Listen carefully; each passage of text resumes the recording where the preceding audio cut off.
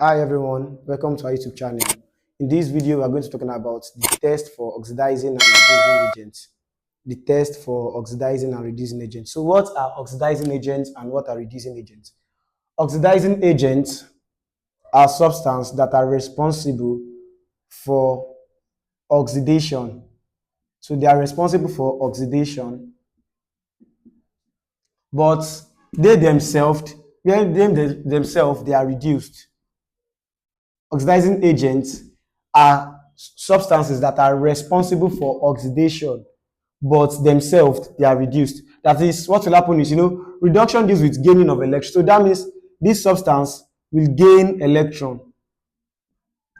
All right, I said oxidizing agents are substances that are responsible for oxidation, and during redox reaction, that is the oxidation and reduction reaction, themselves will be reduced, which will lead to gaining of electron for themselves. While reducing agents are substances that causes reduction. They cause reduction, but themselves they are oxidized. They cause reduction, but themselves they are oxidized, and this leads to loss of electron. So oxidizing agents will cause oxidation and they are reduced. So therefore, they gain electron. While reducing agents, they cause reduction and they are oxidized. So they cause loss of, they themselves, there is loss of electron. And here you have the examples of oxidizing agents and reducing agents. So examples of oxidizing agents, you have the potassium permanganate, you have potassium chromate, chlorine, hydrogen iodide, ion 3. These are examples of oxidizing agents because themselves, they will cause oxidation, but they will be reduced. All right, for example, your Fe3 plus, for example, is going to gain electron. It needs to gain electron to become Fe2 plus. So it will gain electron to become Fe2 plus. So it has lost 3 electrons. It will gain 1 electron to become Fe2 plus. And at the same time, if it's gained 3 electrons to become a stable ion. So look at this. This is this process. Gaining of electron is called reduction. But the substance, the process is reduction, but the substance that is responsible for this reduction is called an oxidizing agent. While when you have Fe2 plus, for example, Fe2 plus, it has lost 2 electrons. So it needs to lose 1 more electron to become Fe3 plus. So I used this earlier, for example. So this is, it has lost 2 electrons, then it lost electron again to become Fe3 plus. So, and that is loss of electron, which we all know that it is oxidation. Loss of electron is oxidation, but the substance that is responsible for this oxidation is the reducing agent.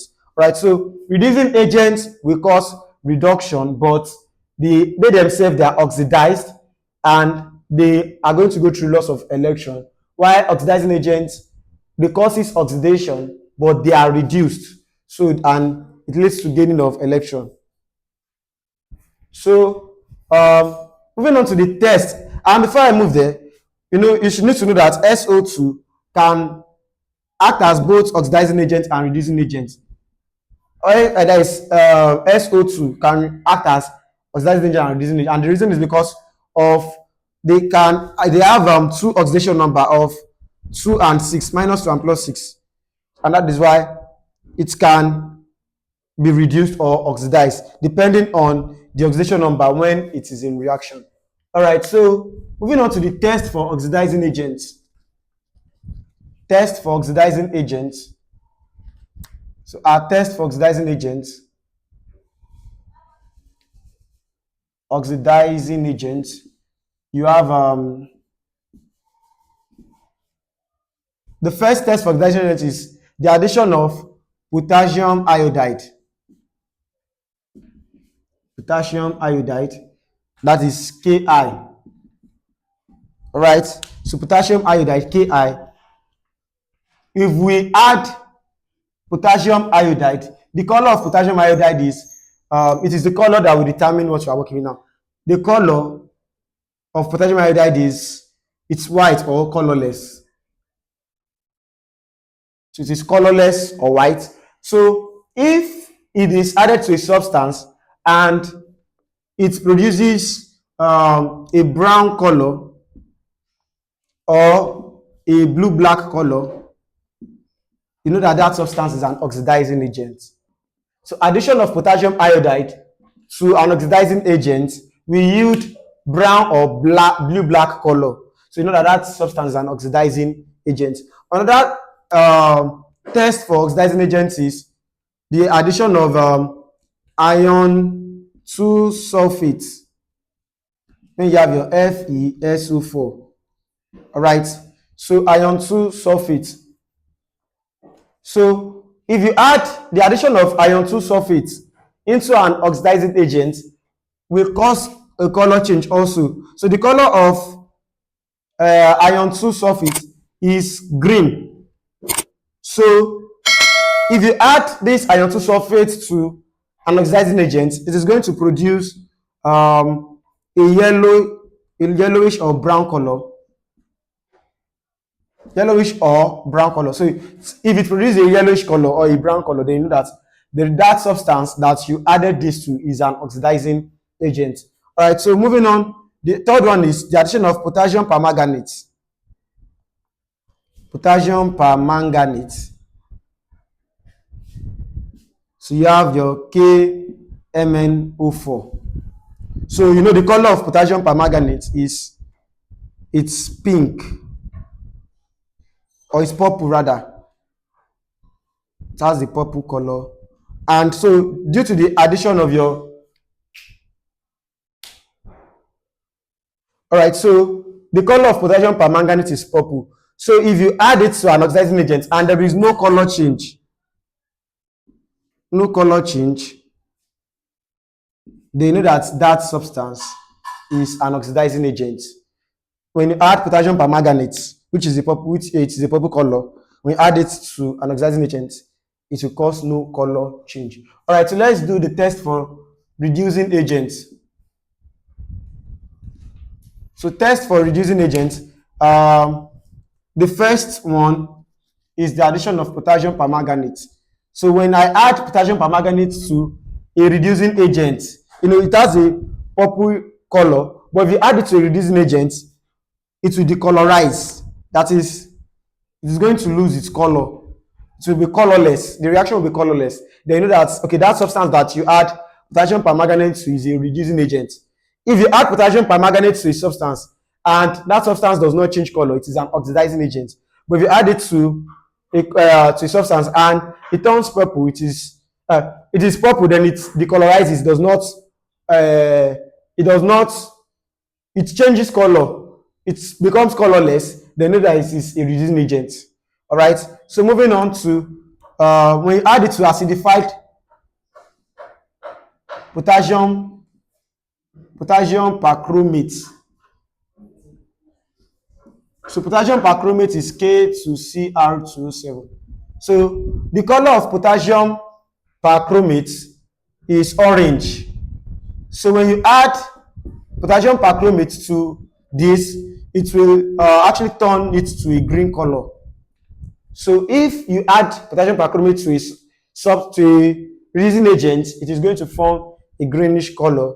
And lastly, let's talk about the addition of bromine water. Bromine water, which is it is reddish brown. It has a color of red, it is reddish brown. So if there is addition of bromine water to a reducing agent, it will decolorize this also. So these are the tests. Don't forget the test for oxidizing agents.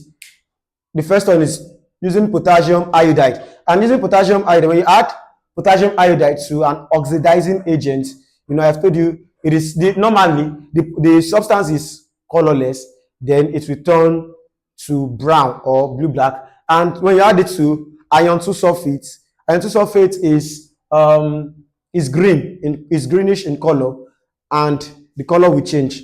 So, and also to potassium permanganate, which is purple color, the color will not change. And for test for reducing agents, acidified potassium perchromate from orange color to turn to green, bromine water from reddish brown to be colorless, and potassium permanganate will also be colorless after the addition of reducing agents. So let us answer this question. So consider the following equation. This is our equation. Which of them behaves as an oxidizing agent? So here I have Fe2 plus, and Fe2 plus, I told you it is a reducing agent. Look at our chlorine. Our chlorine is producing Cl minus. You know, chlorine, they said it has lost, chlorine, it has lost 2 electron. No, it's gained 2 electron, Cl minus, it's gained electron. And if it is plus, it means it lost. So Cl minus, it's gained electron. So substances that gain electron, I told you in the video earlier that once a substance gain electron, you know that that substance is an oxidizing agent because it has gained electron, and it causes, you see, there is gaining of electron. Gaining of electron is reduction. So this substance has gained electron, which makes it an oxidizing agent. So this, my oxidizing agent is Cl, chlorine, because it is the one that is gaining electron to give us this. All right, so this is our oxidizing agent. Now, number 2, which of the following acts as both oxidizing and reducing agent? Earlier in the video, I said SO2 will always act as oxidizing and reducing agent, and I explained in the video earlier that it is because of its variable oxidation number. So it is the oxidation number that it is in the reaction that will determine if it is going to be a reducing agent or oxidizing agent. So if you have any question, you can drop it in the comment section.